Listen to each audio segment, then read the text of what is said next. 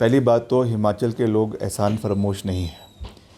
1 रुपए का भी सहयोग मिले उसका भी हम धन्यवाद करते हैं। तो मैं प्रधानमंत्री जी ने जो 1500 करोड़ रुपए की घोषणा करी है, उसका मैं प्रदेश की जनता की ओर से उनका आभार प्रकट करता हूं, अपने विभाग की ओर से उनका आभार प्रकट करता हूं।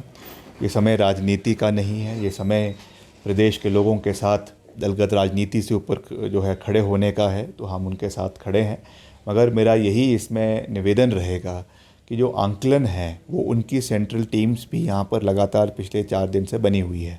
उन्होंने भी किया है, हमारे विभाग ने भी किया है, सभी और लोगों ने भी किया है। तो उसमें करीबन 8 से 10 हज़ार करोड़ का नुकसान प्रदेश को हुआ है।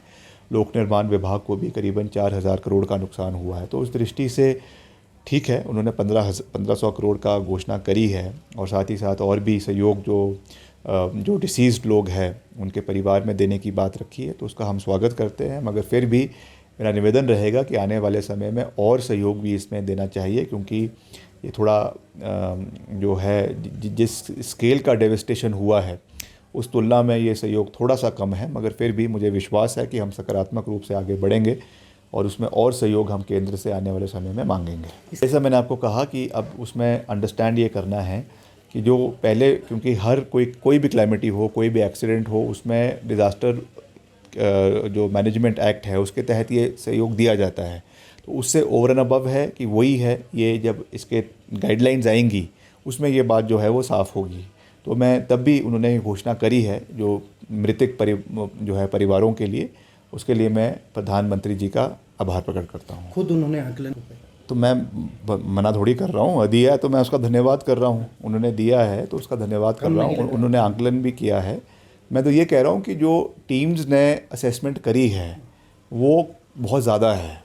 सेंट्रल टीम्स ही आई है, उन्होंने करी है। मेरे डिपार्टमेंट का ही 4000 करोड़ का नुकसान है। तो मैं ये नहीं कह रहा हूँ कि जो उन्होंने दिया है हम उसका कोई वो कर रहे हैं, हम उसका स्वागत कर रहे हैं। मगर हमारा ये कहना है कि उसमें और वृद्धि आने वाले समय में होनी चाहिए। पहली बात तो हिमाचल के लोग एहसान फरामोश नहीं हैं। 1 रुपए का भी सहयोग मिले उसका भी हम धन्यवाद करते हैं। तो मैं प्रधानमंत्री जी ने जो 1500 करोड़ रुपए की घोषणा करी है, उसका मैं प्रदेश की जनता की ओर से उनका आभार प्रकट करता हूं, अपने विभाग की ओर से उनका आभार प्रकट करता हूं।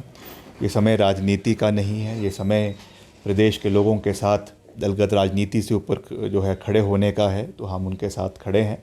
मगर मेरा यही इसमें निवेदन रहेगा कि जो आंकलन है वो उनकी सेंट्रल टीम्स भी यहाँ पर लगातार पिछले 4 दिन से बनी हुई है। उन्होंने भी किया है, हमारे विभाग ने भी किया है, सभी और लोगों ने भी किया है। तो उसमें करीबन 8 से 10 हज़ार करोड़ का नुकसान प्रदेश को हुआ है।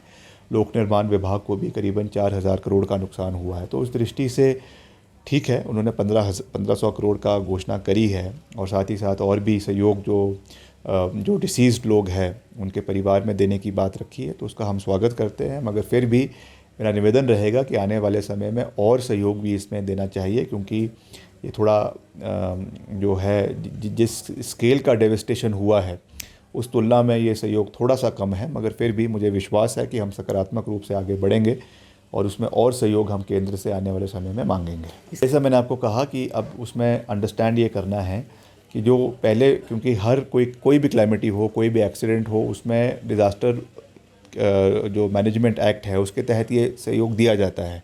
तो उससे ओवर एंड अबव है कि वही है, ये जब इसके गाइडलाइंस आएंगी उसमें ये बात जो है वो साफ़ होगी।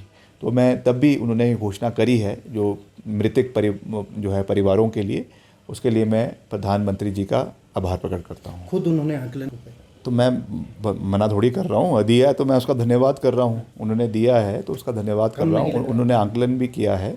मैं तो ये कह रहा हूँ कि जो टीम्स ने असेसमेंट करी है वो बहुत ज़्यादा है। सेंट्रल टीम्स ही आई है, उन्होंने करी है। मेरे डिपार्टमेंट का ही 4000 करोड़ का नुकसान है। तो मैं ये नहीं कह रहा हूँ कि जो उन्होंने दिया है हम उसका कोई वो कर रहे हैं, हम उसका स्वागत कर रहे हैं। मगर हमारा ये कहना है कि उसमें और वृद्धि आने वाले समय में होनी चाहिए।